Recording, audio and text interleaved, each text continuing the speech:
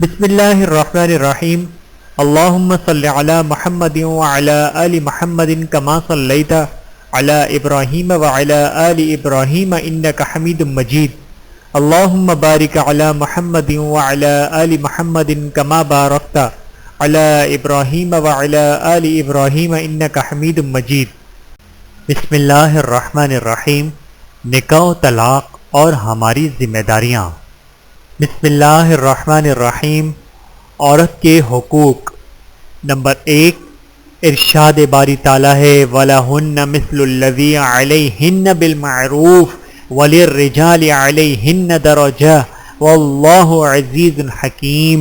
سورۃ البقرہ آیت نمبر 228۔ ترجمہ: اور ان عورتوں کو معروف طریقے کے مطابق ویسے ہی حقوق حاصل ہیں جیسے مردوں کو ان پر حاصل ہیں، ہاں مردوں کو ان پر ایک درجہ فوقیت ہے۔ سورۃ البقرہ آیت نمبر 228۔ تشریح: جاہلیت کے دور میں عورت کا کوئی حق تسلیم نہیں کیا جاتا تھا۔ اس آیت نے بتایا کہ شوہر اور بیوی کے حقوق ایک دوسرے کے برابر ہیں، البتہ اتنا ضرور ہے کہ زندگی کے سفر میں اللہ تعالیٰ نے مرد کو امیر اور نگراں بنایا ہے، اس لحاظ سے اس کو ایک درجہ فوقیت حاصل ہے۔ بہاوالہ آسان ترجمہ قرآن۔ نمبر 2، حضرت ابو ہریرہ رضی اللہ تعالیٰ عنہ سے روایت ہے، بہاوالہ صحیح مسلم حدیث نمبر 1468۔ ترجمہ: حضرت ابو ہریرہ رضی اللہ تعالیٰ عنہ نبی کریم صلی اللہ علیہ وآلہ وسلم کا ارشاد نقل فرماتے ہیں، عورتوں کے ساتھ بھلا سلوک کرو، پس بے شک عورت ٹیڑھی پسلی سے پیدا کی گئی ہے، اور پسلی میں سب سے ٹیڑھی چیز اس کے بالائی حصے میں ہے، اگر تم اس کو سیدھا کرنے لگو گے تو اس کو توڑ بیٹھو گے، اور اگر تم اس کو چھوڑے رہو گے تو وہ ٹیڑھی رہے گی۔ عورتوں کے ساتھ نیک بہتر سلوک کرو۔ نمبر 3، قاضی ثناء اللہ پانی پتی رحمۃ اللہ وَلَهُنَّ مِثْلُ الَّذِي عَلَيْهِنَّ بِالْمَعْرُوفِ کی تفسیر میں تحریر فرماتے ہیں، اور عورتوں کی بھی ان کے شوہروں پر حقوق ہیں جس طرح عورتوں پر مردوں کے حقوق ہیں۔ حقوق لازم ہونے اور مطالبے کا حق رکھنے میں حضرت عبداللہ بن عباس رضی اللہ تعالیٰ عنہ فرماتے ہیں کہ میں یہ بات پسند کرتا ہوں کہ اپنی بیوی کے لیے سنور کر رہوں جس طرح وہ میرے لیے سنور کر رہنا پسند کرتی ہے۔ بہاوالہ تفسیر مظہری حدیث نمبر 299۔ نمبر 4، حضرت ابو ہریرہ رضی اللہ تعالیٰ عنہ فرماتے ہیں کہ رسول اللہ صلی اللہ علیہ وآلہ وسلم نے ارشاد فرمایا کہ بلا شبہ مومنین میں کامل ترین ایمان والا وہ ہے جس کے اخلاق سب سے اچھے ہیں، اور تم میں سے بہتر وہ ہے جو اپنی بیویوں کے ساتھ زیادہ بہتر ہیں۔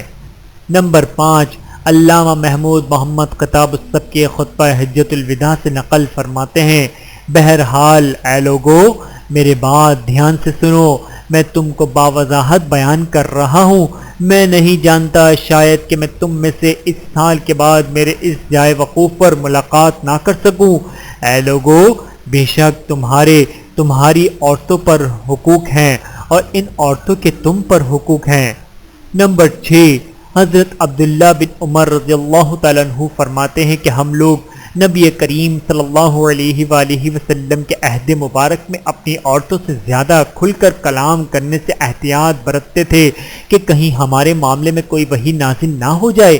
نبی کریم صلی اللہ علیہ وآلہ وسلم کی وفات کے بعد ہم لوگوں نے اپنی عورتوں سے بالکل کھل کر گفتگو کی۔ بہاوالہ صحیح بخاری حدیث نمبر 5187۔ نمبر 7، ترجمہ: کوئی ایمان والا کسی ایمان والی سے بغض نہ رکھے، اگر اس مرد مومن کو اس مومنہ بیوی کی ایک عادت ناگوار خاطر گزرتی ہوگی تو اسی کی دوسری کسی عادت و خصلت سے راضی بھی ہوگا۔ بہاوالہ صحیح مسلم حدیث نمبر 1091۔ نمبر 8، حضرت ابو ہریرہ رضی اللہ تعالیٰ عنہ سے مروی ہے، بہاوالہ سنن ابی داود حدیث نمبر 2133۔ حضرت ابو ہریرہ رضی اللہ تعالیٰ عنہ نبی کریم صلی اللہ علیہ وآلہ وسلم کا ارشاد نقل کرتے ہیں کہ جس شخص کی 2 بیویاں ہوں وہ ان میں سے کسی ایک کی طرف جھکاؤ رکھے، انصاف و عدل و مساوت نہ کرے تو وہ قیامت کے دن اس حال میں آئے گا کہ اس کا ایک پہلو جھکا ہوا ہوگا۔ اس حدیث پاک سے معلوم ہوا کہ جس شخص کی ایک سے زیادہ بیویاں ہوں تو اس پر فرض ہے کہ وہ دونوں کے درمیان عدل و انصاف قائم رکھے، شب گزاری میں، نان نفقے میں، بول چال و نشست و برخاست میں، تمام امور میں انصاف کو قائم رکھے۔ افسوس، صد افسوس کہ ایسے بہادر، صاحب ثروت، مال و متاع والے، خوشحال، فارغ البال افراد بہت دکھتے ہیں جو ایک وقت میں چند خواتین سے عیش و عشرت اور شراب و شباب کا لطف اٹھا لیتے ہیں اور بہت حد تک اس پر اختیار و تصرف بھی رکھتے ہیں، لیکن کہ ایسے افراد جو ایک ہی وقت میں دو بیویوں کا عدل و مساوت سے رکھ لیں، ان کا نہیں تو کمیاب و نادر الوقوع ضرور ہیں۔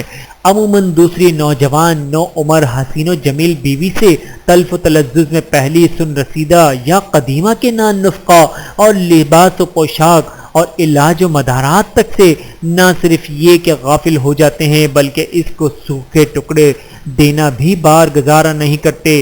کل تک جس بیاہی بیوی کے خطائیں ناز و انداز معلوم ہوتی تھیں، آج اس کی آرزوئیں تمنائیں ماتم کرتی دکھائی دیتی ہیں۔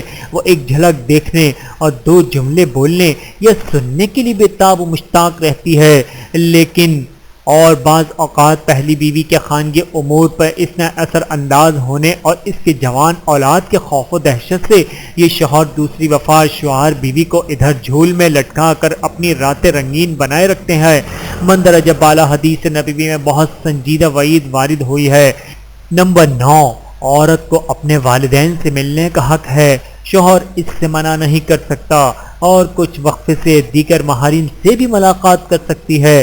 اس کے والدین اور محارم اس سے ملاقات کے غرض سے آ سکتے ہیں، البتہ شوہر کی اجازت کے بغیر وہاں قیام نہیں کر سکتے۔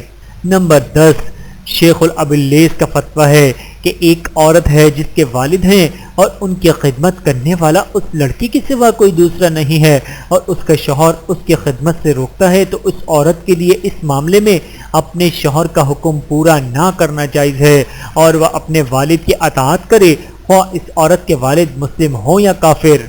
نمبر 11، جس طرح مرد پر بیوی کا نان نفقہ لازم ہے، اسی طرح اس کی پوشاک و لباس بھی لازم ہے اور اسکنا یعنی رہنے کے لیے گھر دینا بھی ضروری ہے۔ چنانچہ ایک شخص کی والدہ یا اس کی بہن یا اس کی پہلی بیوی سے کوئی اولاد ہو یا اس شخص کا کوئی دوسرا محرم رشتہ دار ہو اور یہ عورت ان سب کے ساتھ ہی ایک منزل میں رہ رہی ہو، پھر عورت نے اپنے شوہر سے کہا کہ میں ان سب کے ساتھ نہیں رہوں گی، میرے لیے علیحدہ سے مکان دیجیے، تو اب مسئلے کی دو صورتیں ہیں۔ اگر اس منزل میں کئی مستقل کمرے یعنی فلیٹ ہوں تب تو اس عورت کو ایک کمرہ یعنی فلیٹ دے دے جس کی تالا چابی اس عورت کے اختیار و تصرف میں رہے۔ اس صورت میں عورت مستقل الگ بڑے مکان کا مطالبہ نہیں کر سکتی، اور اگر واقعی سب کے سب ایک ساتھ ایک ہی مکان میں رہ رہے ہوں تو عورت مستقل الگ مکان کا مطالبہ کر سکتی ہے۔ قذافی الفتویٰ۔ نمبر 12، وقال رسول اللہ صلی اللہ علیہ وآلہ وسلم، یعنی آدمی کے گناہ ہونے کے لیے اتنا ہی کافی ہے کہ اپنے اہل و عیال زیر کفالت افراد کے نان نفقہ و ضروریات میں کوتاہی کرے۔ اور علامہ ابن حجر رحمۃ اللہ نے 300 پر کبیرہ گناہ شمار کیا ہے کہ بیوی کے لباس و پوشاک و خوراک کو روک لیا جائے۔ نمبر 13، شمس الدین دمشقی شافعی فرماتے ہیں، جب عورت اپنے شوہر کی فرما برداری کی مامور ہے اور اپنے شوہر کے خوشنودی اور رضا جوئی کے پابند ہے تو شوہر کو بھی اس کے ساتھ بھلائی و نیک سلوک کرنے اور اس کے ساتھ ہمدردی سے پیش آنے کا حکم دیا گیا ہے، بلکہ اگر عورت کی طرف سے کسی بدخلقی کا مظاہرہ ہو جائے تو اس پر صبر و تحمل سے کام لے اور اس کے ساتھ خوراک و پوشاک میں فراخی رکھے اور حسن معاشرت سے پیش آئے، اس لیے کہ ارشاد ربانی ہے وعاشروہن بالمعروف۔ قذافی کتاب الکبائر۔ شیخ احمد محمد اصاف لکھتے ہیں کہ مسلمان پر لازم ہے کہ عورت کی بعض ناپسندیدہ حرکتوں پر صبر سے کام لے اور یہ سمجھے کہ یہ امور اس سے صنف نازک ہونے وجہ سے سرزد ہو گئے ہیں۔ نمبر 15، حضرت ثانوی رحمۃ اللہ نے فرمایا کہ بیوی کا یہ بھی حق ہے کہ اس کو کچھ رقم ایسی بھی دو جس کو وہ اپنے جی آئے خرچ کر سکے، جس کو جیب خرچ کہتے ہیں۔ اس کی تعداد اپنی اور بیوی کی حیثیت کے مطابق ہو سکتی ہے۔ نمبر 16، حضرت مفتی محمد شفیع صاحب فرماتے ہیں کہ متعلقہ عورتوں کو ایام عدت میں پریشان نہ کرو لا تغاروہن، اس کا مطلب یہ ہے کہ ایام عدت میں جب کہ متعلقہ عورت تمہارے ساتھ رہے تو طعن و تشیع کر کے یا اس کی ضروریات میں تنگی کر کے اس کو پریشان نہ کرو کہ وہ نکلنے پر مجبور ہو جائے۔ بہاوالہ معرف القرآن۔